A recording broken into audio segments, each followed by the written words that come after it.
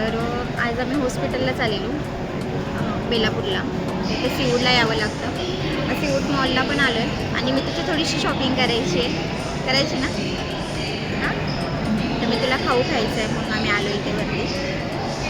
Burger घेतलं. काय मी तुला सर्दी खोकला झाला आहे. काय झालं?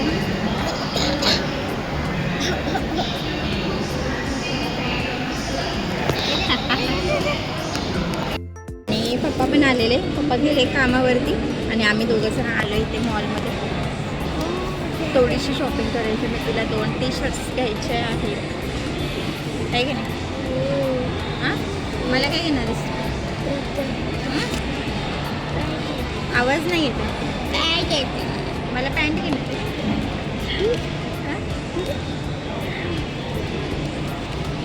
चला भेटूया तुला.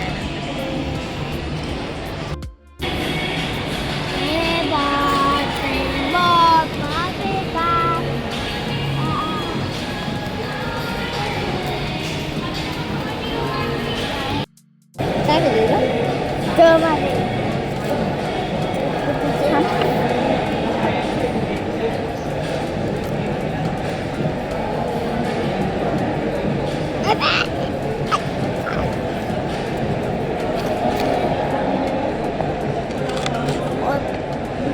Papa, Papa, Papa. असं Oh, Papa.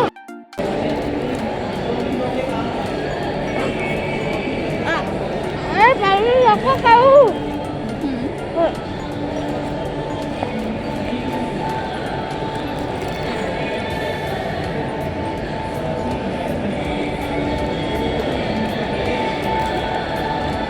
मला सांग.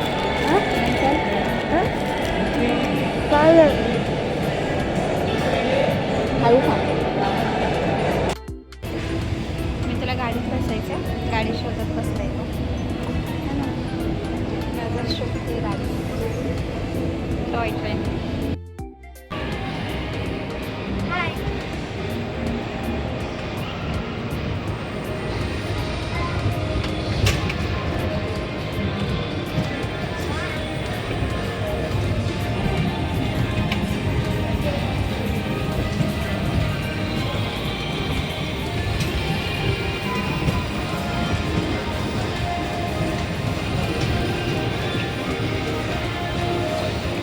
इकडे बघ. मज्जा येते.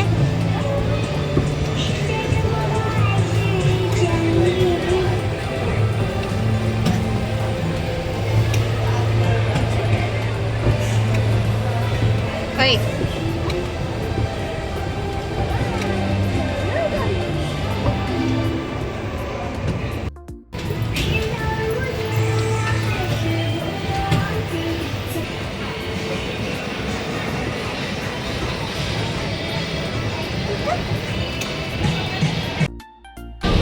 मी तू आणि हवे. होय, ट्रेन जाणार नाही आता. थांबायचं इथेच.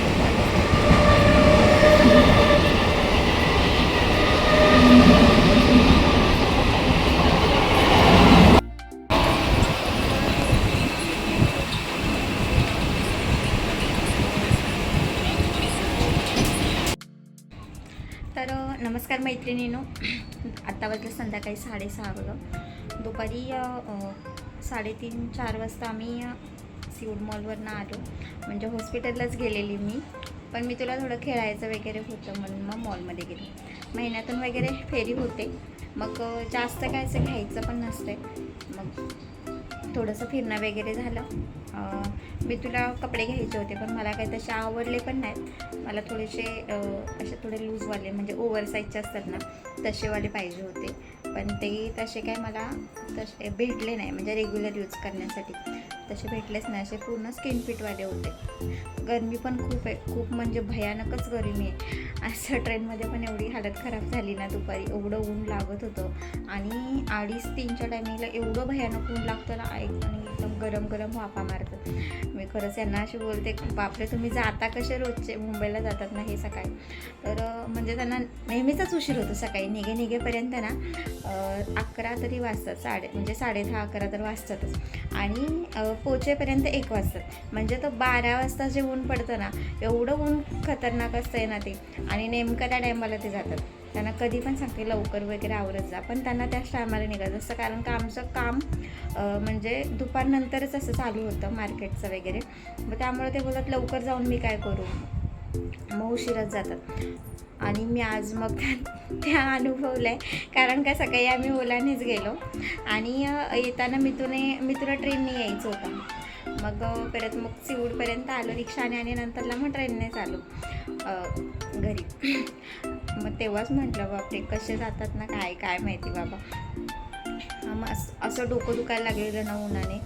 आणि घरी आलो, मस्त जेवण वगैरे केलं आणि थोडा वेळ असे आडवे पडलो की नाही, परत कोणाचा तरी फोन आला आणि अशी झोप पण नाही झाली ना, काहीच नाही, असं होतं आहे. मग आणि नंतरला मग आता म्हटलं आता झोप पण काय नाही होणार, आता संध्याकाळच्या जेवणाला लागायचं आहे. 6:30 वाजलेत. आता तोच विचार करते की जेवण काय करायचं चाललं आहे. तर मी आता पालकची भाजी पण आणली आणि मला उद्या सकाळी जायचं आहे गावाला. अजून बॅग वगैरे काहीच पॅक केलेली नाही, कारण का 2 दिवसासाठीच जाणार आहे. थोडेसेच कपडे वगैरे घेऊन जायचे, कारण का आमच्या वाडीमध्ये लग्न आहे, म्हणजे आमच्या भाऊकीतलंच आहे लग्न, त्याच्यासाठी चालले मी गावाला. तर उद्या सकाळी लवकर जायचं आहे आम्हाला. तर आज नेमकंच आज आहे ना उठायला आम्हाला, म्हणजे झोपायला लेट होणार आहे. बघूया सकाळी लवकर असं काही काम नाही आहे, कारण का परत मग 5-6 तास तर लागतात प्रवासामध्ये. मग त्यामुळं बघूया, आता सकाळी उठण्यावरती डिपेंड आहे की लवकर जायचं आहे. ते बोलतील तर मग जाऊ, नाहीतर मग उशीरच होणार आहे. कारण का मला ना प्रवास करायचा असेल ना, माझी झोप अशी पूर्ण कंप्लीट पाहिजे असं मला वाटतं. कारण का ना त्या प्रवासात नाही ना, तर रस्त्याकडे बघून असे डोळे असे ना पूर्ण असे हे होऊन जातात, म्हणजे ड्राय असे होऊन जातात एकदम आतमधनं. आणि असं होतं की म्हणजे एवढं काय करायचं जाऊन लवकर, त्यापेक्षा लेट निघू. पण घरी कोण नसतं आहे ना, मग जर संध्याकाळपर्यंत म्हणजे लवकर जर गेलं ना की साफसफाई जरा झाडू वगैरे मारायला बरं पडतं, नाही तर मग लेट निघालं की मग पोचायला पण लेटच होतं. तर आत्ता मला जेवण बनवायचं आहे. तर जेवणात तसं विचार चालला आहे, पालकची भाजी आणली आणि यांच्या मित्राने ना रात्री कोकणातले आहेत ते, तर रात्री त्यांनी काजूच्या बिया आणून दिल्यात. मग म्हटलं पालक आणि काजूच्या बिया त्याच्यामध्ये टाकून मग बनवेल. तर मी सिंपलच बनवणार आहे जेवण आज, कारण का उद्या प्रवास करायचा आहे त्याच्यासाठी. मग तुमच्याशी पण रेसिपी शेअर करते. चला तर बघा, हे काजू याच्या मित्राच्या आईने दिले. तर हे असते टरफल्यासकट आहे ते, म्हणजे फक्त बाहेरचं सोलले. तर आता मी आहे ना गरम पाण्यामध्ये उकळून घेणार आहे. गरम पाण्यामध्ये उकळी आणली ना की हे सगळी साली आहेत ना पटापट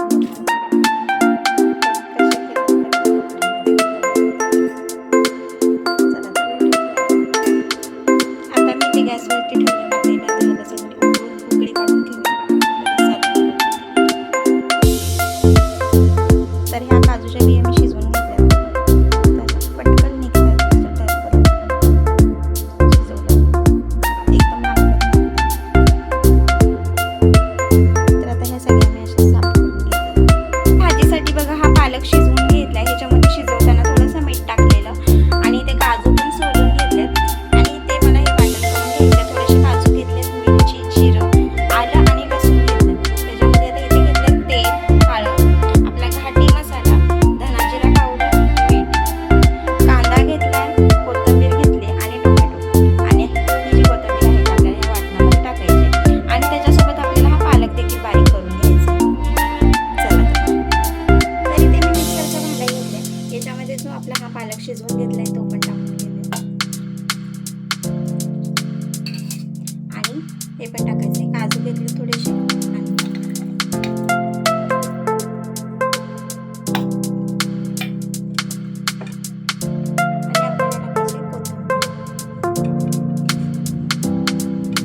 आता मिक्सरला चांगली याची पेस्ट तयार करून घ्यावी.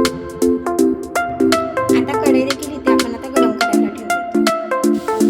तर इथे काजूचा थोडासा कलर चेंज झाल्यामुळे काजू आपण काढून घेऊया.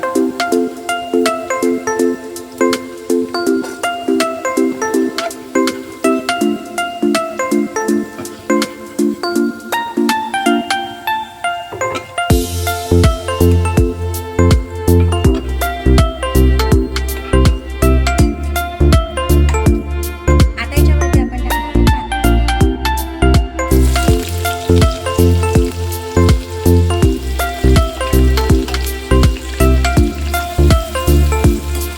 कांदा छान असा थोडासा होईपर्यंत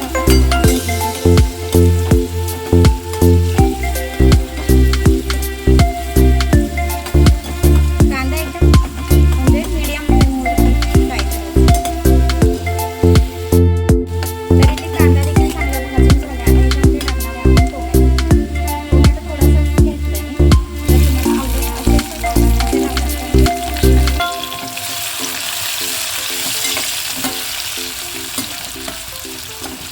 आता याच्यामध्ये थोडंसं आपण मीठ टाकायचं आहे टोमॅटो मऊ होण्यासाठी. कारण का मी भाजीमध्ये पालक शिजवताना मीठ टाकलेलं होतं.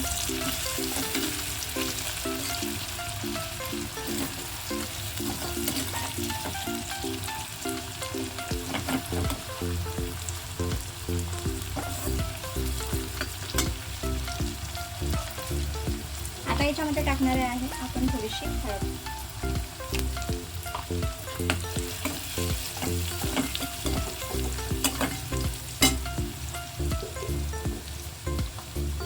धना जिरा पावडर टाकून घेऊया थोडंसं, म्हणजे अर्धा चमचा टाकला.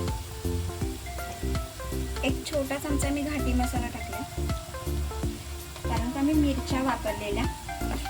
पालक जेव्हा मी मिक्सरला बारीक केला तेव्हा मी मिरच्या टाकलेल्या त्याच्यामध्ये.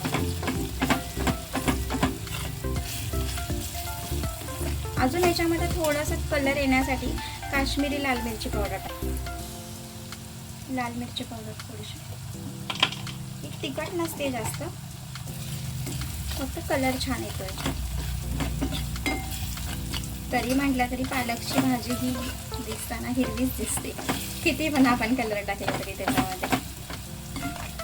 आता याच्यामध्ये जे आपण प्युरी करून घेतली ना ती टाकून घेऊया.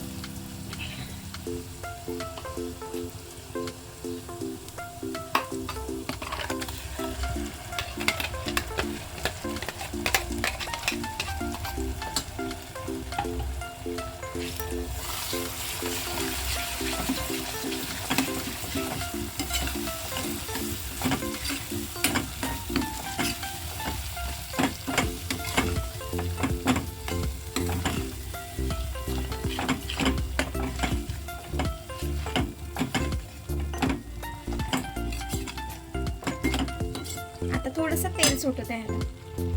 आता याच्यातलं सगळं पाणी शोषून घेतले आणि थोडं थोडं तेल सुटत आहे बघा याच्याने बाजूबाजूने. हे बघा एकदम मोकळी झाली. आता याच्यामध्ये आपण टाकणार आहे हे जे काजू फ्राय केले. मी देखील पहिल्यांदाच बनवते भाजी.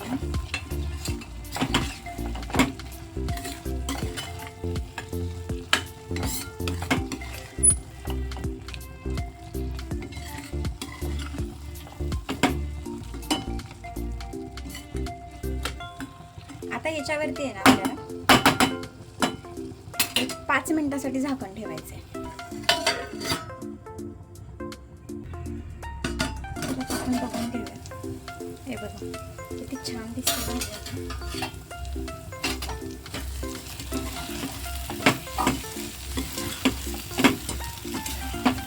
आता याच्यामध्ये आपण थोडंसं पाणी टाकून घेऊ, म्हणजे भांडा आपल्याला धुवून घ्यायचं.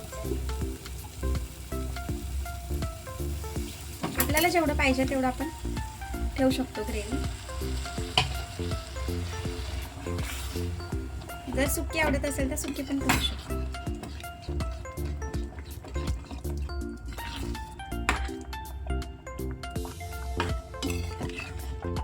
गॅस थोडासा कमी करायचा आहे, कारण का हे जे पूर्ण असे हे उडतात ना.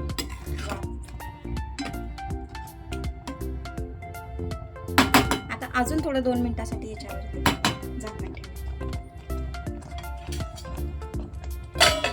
अर्धवट झाकण ठेवा जेणेकरून हे वाफ निघून जाऊ द्या, नाहीतर परत ते जास्त उडतं अंगावर.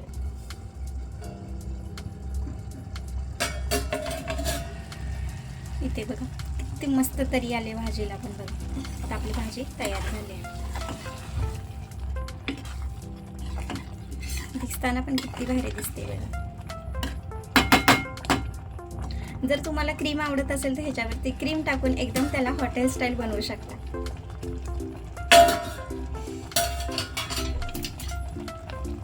बघा खूप छान आणि यम्मी अशी दिसतीये. तर मैत्रिणींनो, तुम्ही देखील नक्की ट्राय करा आणि मला कमेंटमध्ये नक्की सांगा ही कशी झाली ती. दिसताना तर खूप छान दिसते आणि चवीला पण खूप छान आहे.